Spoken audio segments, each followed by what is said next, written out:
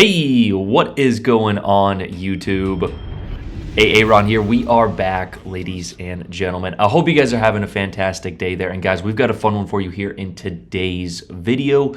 We are, of course, in the Picardie here, the newest campaign ship to come to World of Warships Legends.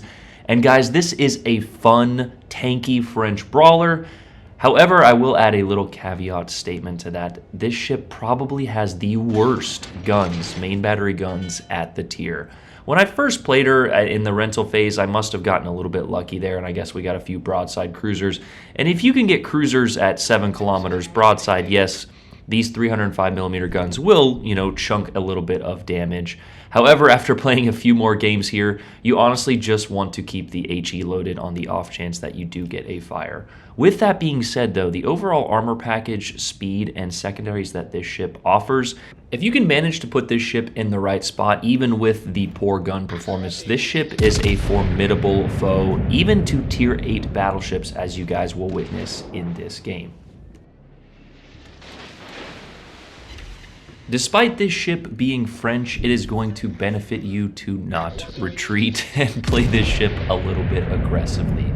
However, you need to put it in the right spots, or just like any other brawling battleship, you will get focused down early game and finding yourself being cursed at by your teammates for leaving them at an early disadvantage. However, considering that we have a Hayate pressing the flank here, doing exactly what he should be doing, we're going to use this island cover and go up here and get within secondary range of these other two battleships. I was a little bit worried because Aramagi decided that he wanted to essentially make sure he doesn't have a good score as he is backing up to the back of the map there. I don't know why battleship players do that, but alas, we're going to go and support our destroyer teammate here. And I thought he was going to just keep him spotted and outgun him. A Hayate can very easily outgun a Kagero. However, there was those battleships there and he was a little bit forward. So both of them do pull the classic Japanese thing of once they get spotted, smoke up. So we're going to try and put ourselves in a little bit of an angled position here, avoiding any torps that might be headed towards us, as well as not getting caught by that Kagero if he decides to push out of his smoke. Utilizing situational and map awareness is going to be your best friend in this ship. Like I said earlier, if you just mindlessly rush in there trying to get, the cute little firework display of your secondaries going off, then yes, you will be somewhat effective for all of, 90 seconds there. However, if you can manage to position your ship to where your armor is angled, you're able to get a good amount of guns on target, and you can utilize your secondaries, then you're going to find yourself having much better games.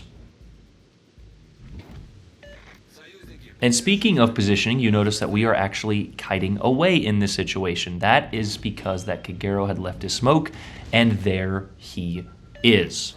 And right on cue, here come his torpedoes, but we guessed that they were coming, so we are already turned out.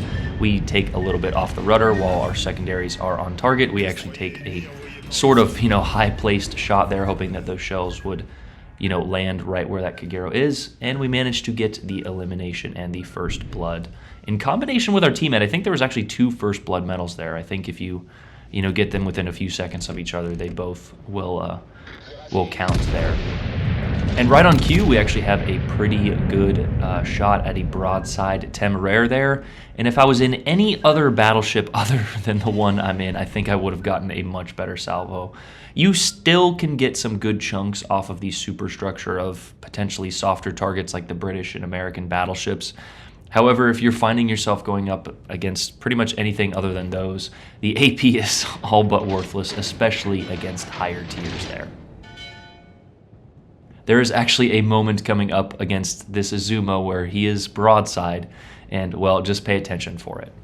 But now with the elimination of that destroyer, we are free to roam this flank. And I was approaching this corner here, and I was trying to get, just a little bit of a fun engagement for you guys, potentially shooting at the Temeraire there, as well as putting my secondaries on the Izumo. And that is when the Temeraire decided to retreat, and the Izumo here decided to pull out and pull broadside and turn away from the Hayate, which was torpedoing him there.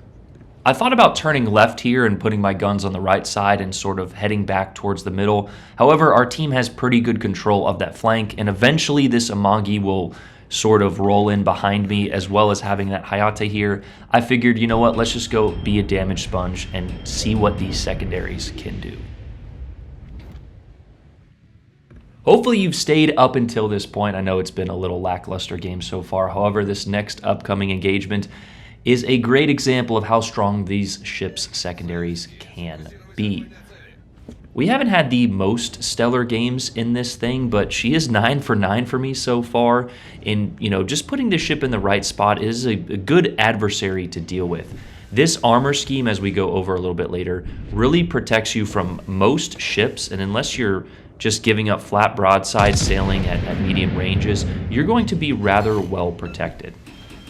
But there, once again, you guys see how lackluster these guns are. Now, of course, that Azumo was angling, but a few shatters, a few overpens, and 1 or 2 penetrations there onto the superstructure of a Tier 8 battleship for a total of 5,000 or 7,000 damage. I'm not exactly sure. But if you've noticed, in the meantime, we actually pop our secondary enhanced targeting consumable, and we've managed to almost double or triple that damage total with our secondaries. And there we actually fire a good salvo of HE. Like I mentioned earlier, the HE is probably just going to lend you better, a majority of the time here. However, this Azumo does sail broadside, and this is the salvo that I was talking about earlier, a near flat broadside Azumo, and he does have a good torpedo protection belt. However, 4 overpens and 7 shatters on a broadside battleship at 5 kilometers. I'm not sure about you guys, but if this ship only had its main guns, I would probably be throwing my controller through the wall right now, because that was abysmal. I think I have tripled my damage output with our secondaries in the time that I've been able to use 16 guns with a reload booster.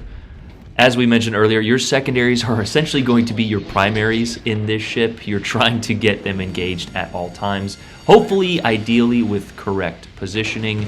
As you can see, the main battery guns aren't really doing too much.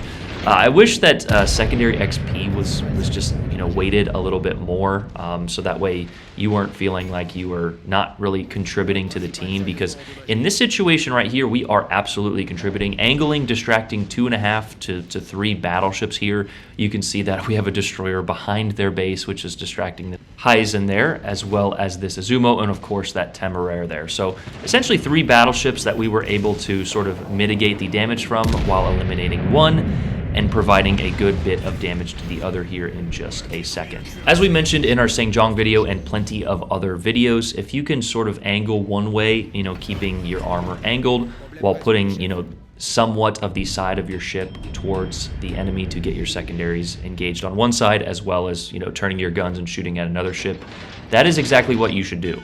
And here's a great example of that. We have this Heisen pushing out here towards that destroyer. We have the Temeraire in secondary range, so we're going to priority secondary target that Temeraire rather, and shoot at the Heisen. So we're essentially sort of doubling up on our damage here in the meantime.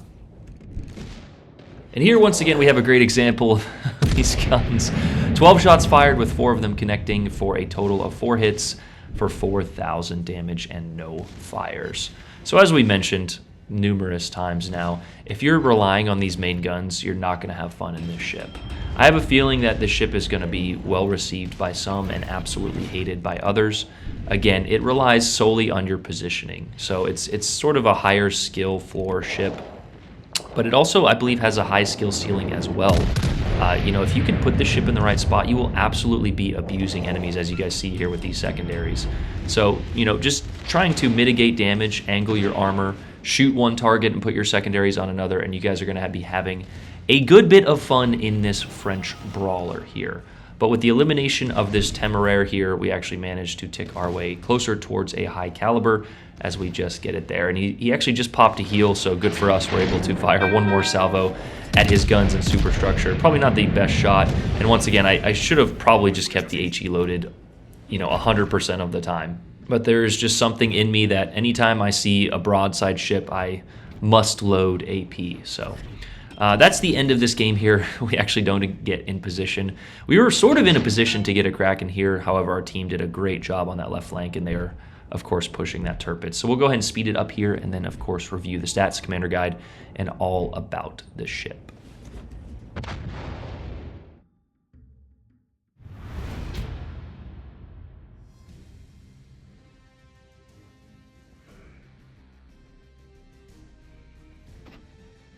A nice little damage total there, but once again, not rewarded in terms of XP. I don't know why Wargaming rewards plain XP as much as they do and not secondary XP. They say that secondaries are, auto-generated and you're not doing anything. Well, so is AA defense and shooting down planes. But alas, here is the Picardie here, and let's go ahead and review our modifications. Full secondary build, secondary in slot 1, propulsion in slot 2, concealment, and this ship actually has a very good concealment for what it is. I think it's at 12.4 there. And of course, your legendary secondary battery mod 3 in slot 4 there.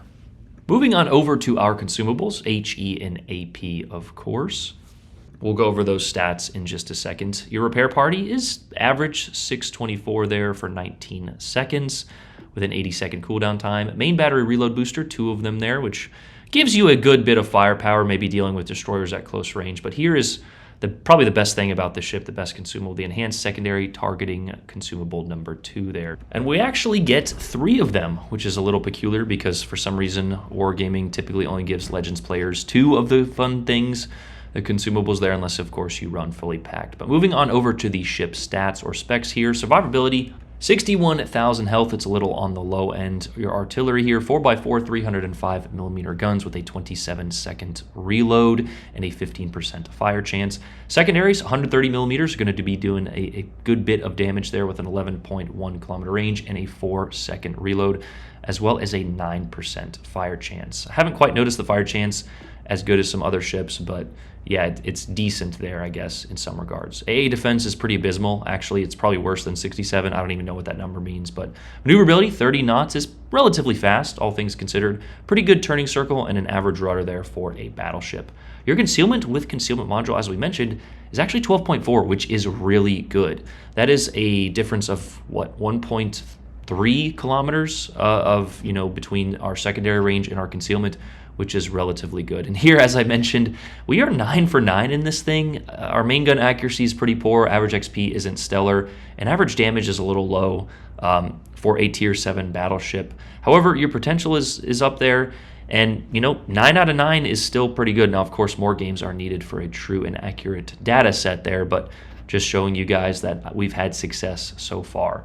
Moving on over to her armor profile, and this is truly where this ship shines. You can see it is covered in a good bit of 32 and red armor on your casemate there as well, which I believe is 180 or 140 in some regions. Yeah, 180 on your icebreaker there with a 32mm nose, so you're protected from everything except for Yamato on the nose there and everything with that icebreaker. You also notice a good bit of casemate there. Now that casemate does, tend to harm you in terms of full penetrations if you do show complete broadside, which you will need to do in order to get your 4th turret on. But honestly, considering how poor the guns are, just stay angled and you will be relatively well protected. Part of that reason, as we mentioned, is your citadel is below the waterline, so you want to get in close. Unless ships can somehow manage to hit the water, which is a game mechanic I don't believe I've ever gotten a water citadel to work. And even with that, you still have a good bit of armor protecting that citadel if ships can somehow manage to hit the water and citadel you below that, which again is supposedly a thing in this game. It's written out in the detailed stats on PC there, but I don't think I've ever got it to happen for me personally. But that is your armor profile, and honestly just a beautiful looking ship in the Fjords port here. Our commander, Mr. Machaliatia here, with his main base perk of a Labardouche, and of course we are running not one for nuisance. You could make the argument for Brawler. I just don't like decreasing by range, but again, honestly, with these guns, you don't even need anything for them. Porcupine, of course, for your brawling purposes. Properly Meticulous is one you could argue Megalomania. It's really however you want to build it. This is just the build we were running. Master Mechanic, of course, for those added heals as well as the HP recovered. And for some reason, I have Will to rebuild on this. I'm not sure why. Switch to fight fire with fire. It is better, especially since the nerf in 90% of the cases.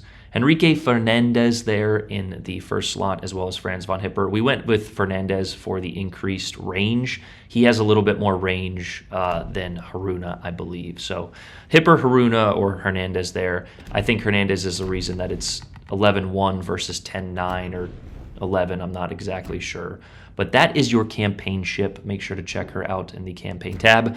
The campaign is always going to be the best bang for your buck in terms of just overall resources and getting a decent tier 7 for $10. So that's your review, guys. I hope you guys enjoy that. Let me know what you guys think.